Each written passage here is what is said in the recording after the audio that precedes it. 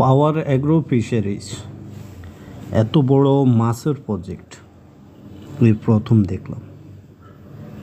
আমার মনে হয় এটা কয়েকটা বিঘে নিয়ে এই প্রজেক্টটা এটা তৈরি করেছে।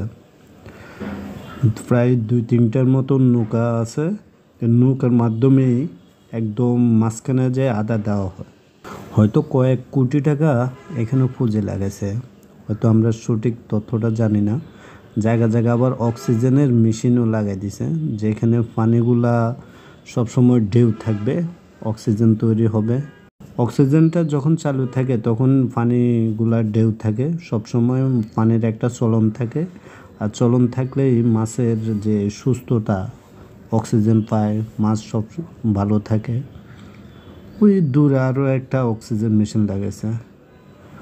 হয়তো এখানে কত টাকা খরচ করছে আমি জানি না। আমারও ইনশাল্লাহ একদিন স্বপ্ন, আমারও খুব স্বপ্ন যে আমি প্রজেক্ট করব, আমারও মাছের প্রজেক্ট হবে ইনশাল্লাহ একদিন।